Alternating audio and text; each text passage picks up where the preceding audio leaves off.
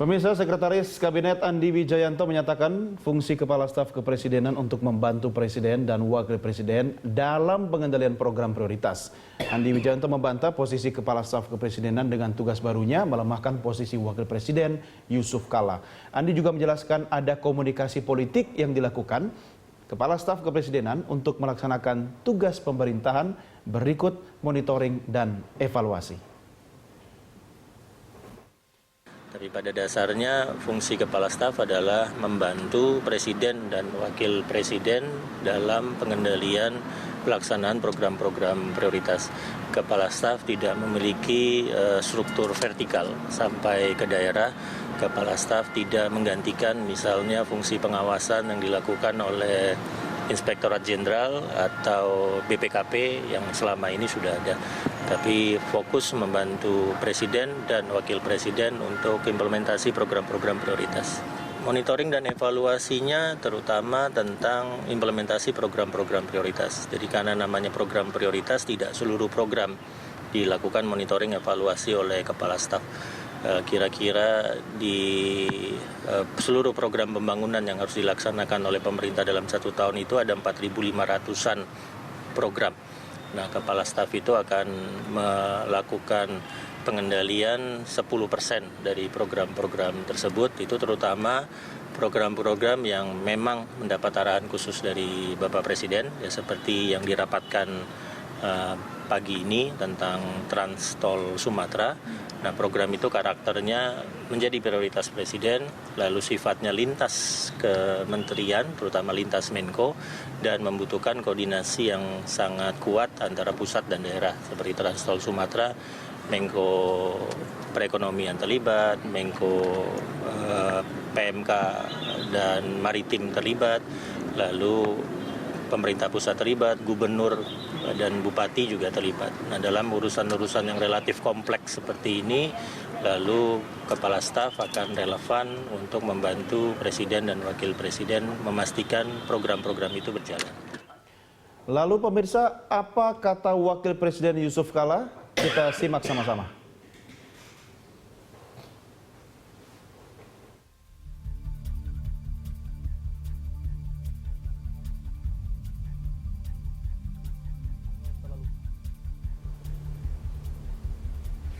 Ya, pemirsa, ini adalah statement dari Wakil Presiden Yusuf Kala yang kami ambil dari kompas.com.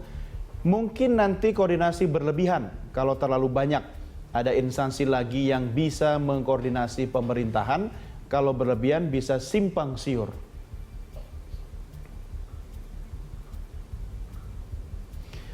Bang Refli, bisa nggak Wakil Presiden itu terdiri lebih dari satu? Yang satu paket dengan Presiden, yang Wakil Presiden kedua atau mungkin Wakil Presiden ketiga itu bisa saja hak prerogatif Presiden menempatkan di atas Menko misalnya. Itu kan zaman dulu ada Waperdam. Waperdam 1, 2, 3, iya banyak banget ya. Subandrio kan, zaman ya, Subandrio. Presiden, kemudian Perdana Menteri, Waperdam kan. Nah, tetapi begini, kalau soal kementerian ini, nomenklatur di dalam Undang-Undang Dasar itu hanya menteri saja. Tapi menteri itu kemudian menjadi menteri koordinator, menjadi menteri apa, menjadi super menteri, ya kan, menteri utama, men utama. Itu saya menganggap bahwa itu hal yang bisa diatur di luar konstitusi, ya. Ya, jadi ranahnya eksekutif Presiden. Ranahnya bisa. Eksekutif bisa. Prerogatif kan, itu. Ya, tapi masalahnya kan undang-undang kementerian ini kan membagi urusan-urusan dan urusan itu sudah habis. Jadi habis di kementerian. Ya, pertanyaannya nanti kalau menteri utama super itu apa urusannya? Karena urusan yang dilihat bukan koordinasinya tapi urusannya. Jadi urusan pertanian, urusan hukum dan lain sebagainya. Nah, tetapi cara membuat lembaga-lembaga di sekitar Presiden ini juga adalah cara lain sebenarnya. Yang sebenarnya tidak harus dikaitkan dengan menteri karena jumlah menteri itu kan terbatas 3-4. Tetapi lembaga-lembaga di bawah Presiden itu bisa dibuat setiap saat. Ya, tergantung kebutuhan Presiden. Jadi sebenarnya ini yang diskresi Presiden sesungguhnya, ya, constitutional power Presiden untuk membuat lembaga-lembaga baru yang menunjang dia. Tapi menteri dibatasi. Padahal ini menurut saya kebablasannya begitu Undang-Undang Kementerian Negara. Seharusnya jumlah menteri itu tidak perlu dibatasi. Terserah Presiden. Terserah Presiden. Tentu dalam fungsi pengawasannya DPR tanya misalnya Buat kalau apa? kok jumlahnya 100 menteri buat Iya, apa? iya. Nah, itu menjalankan fungsi pengawasan. Tapi kalau dibatasi harus 34, ketika dia kemudian membutuhkan unit lain, maka dia akan membuat unit-unit yang namanya bukan menteri tapi sesungguhnya setingkat menteri. Nah, ini Nah, sekarang pertanyaannya, Iya. menteri itu kan ada undang-undangnya, kementerian kan? Iya. Nah, ini kepala staf presiden perpres kan? ya perpres. Perpres bisa lebih tinggi daripada undang-undang. Jadi Kalau begini. tugasnya mengkoordinir, mengevaluasi menteri, Jadi begini, tinggi dan rendahnya itu bukan dari lembaganya, tinggi dan rendah itu dari jabatannya. Jadi jabatan menteri dan jabatan kepala staf kepresidenan ini adalah semua jabatan yang setingkat. Di mana setingkat menteri. ya jabatan itu kan disebut di dalam Kepresnya biasanya. Jadi ada ketua lembaga yang tidak disebut setingkat menteri. Tapi ada yang dikatakan setingkat menteri. Nah, yang setingkat menteri itu biasanya yang langsung di bawah presiden. Tetapi ada badan-badan misalnya yang tidak setingkat menteri, tapi di bawah kementerian. Ya. Nah, karena itu kemudian ini sangat tergantung bagaimana kelembagaan itu dibangun. Dan memang itu masih PR kita untuk bagaimana membangun kelembagaan. Kenapa ini setingkat menteri, ini bukan? Ya, itu kan sama seperti pertanyaan, kenapa dulu Kapolri itu hanya di bawah Menhankam Pangap atau iya. Pangap pada waktu Iya. itu. Tapi sekarang kenapa Di bawah Kapolri itu presiden. sederajat Dengan ya kan? Menteri. Dengan menteri sederajat dengan Kepala staf, dengan lain apa? panglima. Dengan Panglima TNI. TNI malah. Dia di atas Kasat, Kasal dan Kasal. Padahal waktu itu dia hanya sederajat. Nah, itu semua sebenarnya policy pemerintahan bagaimana membangun kelembagaan. Hanya memang ada kelembagaan yang sudah di lock, dikunci di undang-undang sehingga tidak bisa lagi seperti Kapolri itu setingkat menteri itu karena dikunci di undang-undang ya. Jadi ini Tetapi kreativitas ada presiden ya, untuk ada yang mengamankan kepentingannya. ada wilayah prerogatif presiden yang didasarkan pasal 4 ayat 1 saja bahwa presiden memegang kekuasaan pemerintahan menurut undang-undang dasar. Itu constitutional power yang sangat luas. Bisa melakukan apapun. Iya, Bahkan iya. dalam keadaan darurat ya, yang namanya state of emergency, negara Iya. dalam keadaan darurat, presiden itu bisa ngapain saja. Iya, dan dalam hal ini DPR pun sebenarnya tidak boleh dalam tanda petik ngerecokin ya. Begitu, Bang? Pengawasan tetap. Kalau pengawasan betul, fungsi pengawasan DPR. Pengawasan Tapi pada soal sistem lembaganya, pejabatnya, siapa yang di dalamnya kan? Ya harus sesuai dengan peraturan perundang-undangan. Kan kementeriannya ada peraturan perundang-undangan. Kemudian kepala staf kan dikeluarkan melalui Perpres, kan nggak ada masalah ya.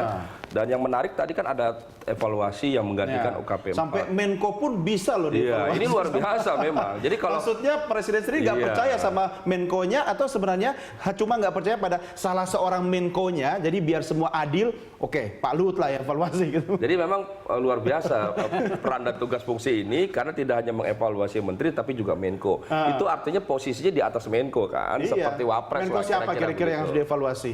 Ya semuanya harus dievaluasi. Dan yang menarik saya kira, Menko. ya semuanya.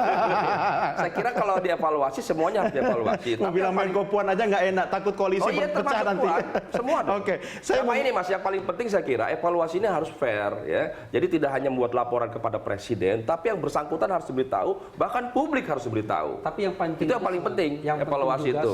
sebenarnya kadang-kadang Indonesia ini lebih pada orang.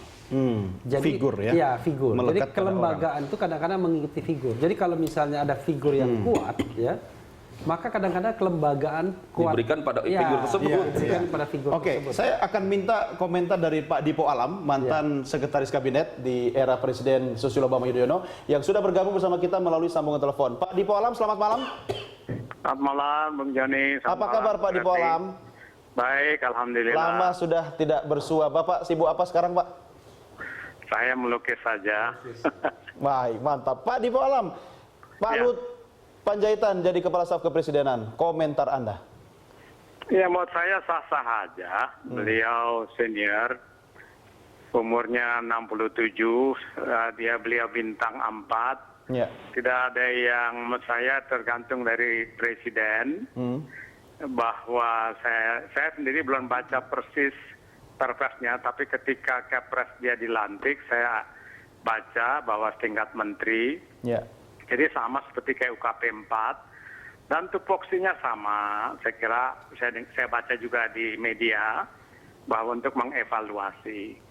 Jadi kalau memang fungsinya seperti kayak UKP 4, Pak Kuntoro cukup senior, saya dalam umur juga demikian, seskap.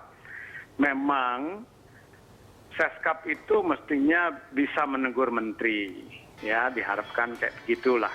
Iya. Bila dari arahan-arahan presiden yang tidak biasanya Pak di Sesnek atau kami Seskap.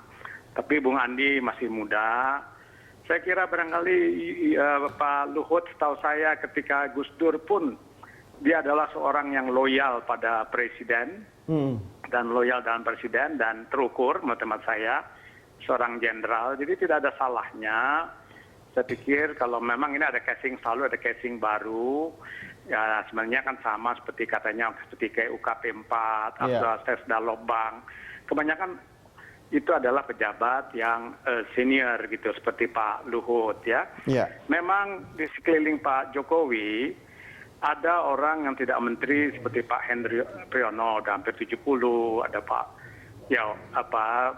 Ibu Mega sebagai partai dan yang lain-lain, ada Surya Paloh umur 63, Pak Jokowi ini umur 53 juga. Jadi dalam masalah soal senior yang ada yang di sekitar istana itu, saya kira barangkali kalau Pak Luhut yang, karena kan Pak Jokowi juga dalam TNI mungkin juga terbatas dalam pengalamannya, maka tidak ada salahnya andai kata sebagai netralisir kepada Pak Hendro Priyono, dia Jenderal Bintang 4, Pak Luhut Bintang 4, ke Wiranto Bintang 4, jadi tidak ada salahnya. Saya kenal Pak Luhut, dia baik, loyal orangnya. Ketika Pak Gus Dur terbatas, sekarang juga Pak Jokowi dalam pengalaman ya masih relatif muda dan beliau pengalaman baru dari wali kota Solo, kemudian gubernur sebentar. Ya saya kira barangkali ini haknya presiden. Ya, Pak Dipo Alam. Pak Luhut oke saja lah. Ya, kalau kita melihat dari kewenangannya ini kan besar sekali, bahkan melakukan monitoring, evaluasi, koordinasi terhadap para Menko. Itu kan luar biasa, Pak. Kenapa nggak diwapreskan saja Pak Luhut ini? Bukan, tidak. Wapres lain. Itu kan tiket yang lain. Pak Kuntoro juga mengevaluasi Menko dulu sebagai UKP 4. Pak Hatta Rajasa bisa dikasih aneka hijau, oranye, atau Pak Agung Laksono sebagai Menko Kesra, Menko Polhukam juga. Jadi nggak ada yang salah. Memang kalau tupoksinya seperti itu di dalam perpresnya, saya belum lihat, saya belum baca. Nah, hanya kan masalahnya memang ini kan ya fungsinya kalau sama ya, what's wrong with that? Gitu, nggak ada yang salah menurut saya. Tapi Pak Dipo, fungsi evaluasi kan sebenarnya bisa juga dilimpahkan atau diserahkan kepada wakil presiden kan? Kenapa Pak Jokowi nggak percaya sama wapresnya sendiri sampai harus mengangkat staf khusus? Saya kira nggak begitu. Kan tugas pokoknya fungsi presiden, kan presiden juga disumpah bersama-sama presiden. Sedangkan UKP 4 tidak. Jadi menurut saya ya cocoklah kalau andai kata Pak Luhut, cuman hanya namanya diganti sekarang kepala staf kepresidenan. Tapi tupoksinya juga mengevaluasi hal-hal yang berprioritas. Jadi menurut teman saya Pak Luhut barangkali itu memang diperlukan seperti Pak Kuntoro itu ada yang dievaluasi, itu wajar-wajar, termasuk Menko. Karena Menko pun juga menteri. Gitu. Pak Dipo, kalau misalnya Pak Jokowi memang sengaja memilih Luhut Panjaitan sebagai Kepala Staf Kepresidenan dengan fungsi utama sebenarnya kalau bicara komunikasi politik untuk bumper Presiden menghadapi Bu Mega atau Surya Paloh, bisa nggak seperti itu? Bisa, memang saya kira barangkali begitu untuk netralisir. Justru memang harus dipasang Luhut Panjaitan di situ ya Pak ya? Iya, karena memang juga ada Pas Pampres ya, dan Pampasren yang berpengaruh. Ya, tentunya ada juga Pak Hendro Priyono. Ada yang lain. Pak Jokowi kan juga relatif, ya ini kan baru saja, berilah dia kesempatan, teman saya. Jadi saya kira, kalau memang dipakai untuk netralisir, itu wajar saja dalam politik. Karena demikian pula ketika Gus Dur meminta beliau sebagai Menteri Perindustrian, dan saya dan Rizal Ramli sebagai staf khusus Presiden, itu juga Gus Dur merasakan seperti Jokowi sekarang. Jadi kalau balancing, jadi tidak mungkin presiden itu akan dikuasai oleh, andai kata ada yang mengatakan ini petugas partai. Kemudian ada yang lebih senior dalam masalah bisnis, dalam politik. Beliau itu sudah presiden mempunyai hak untuk itu. Jadi tidak ada masalah hukumnya salah, tidak ada. Pak Dipo, terakhir Pak, saya minta komentar Anda. Apakah kira-kira dengan pengangkatan Kepala Staf ke Presiden ini akan menimbulkan resistensi politik baik dari partai pendukung Presiden ataupun partai yang di luar koalisi dengan Presiden sendiri? Boleh jadi, tapi itu dinamika politik seperti itu wajar-wajar saja. Ya, dulu Gus Dur ngalami itu, Pak SBY juga, Pak Habibie juga, wajar saja. Oke. Jadi sekarang masalahnya, seorang presiden membuat satu balancing power, karena ada yang kuat. Surya Paloh umur 63 tapi kuat dia kepada Pak Jokowi. Kemudian Presiden Megawati partai pendukung. Pak Yusuf Kalla juga senior gitu loh. Jadi kalau pengimbang dimasukkan lagi oleh Pak Jokowi, wajar-wajar saja. Beliau itu presiden. At the end, dia yang memutuskan sesuai dengan sumpahnya dia sebagai presiden. Saya presiden. Tapi kalau dia balancing dan menghormati yang senior-senior dari umur dia dan lebih berpengalaman, kalau memang kurang pengalaman, tambah. Nah, tambah pengalamannya itu kan bisa orang lain yang mendampingi. Baik. Baik, Pak Dipo Alam, terima kasih sudah bergabung bersama kami, Pak. Selamat malam. Oke, Johnny. Oke, salam teman-teman. Baik, terima kasih. Demikian dengan Dipo Alam, mantan Sekretaris Kabinet. Dan pemirsa, kami lanjutkan diskusi kita sesaat lagi.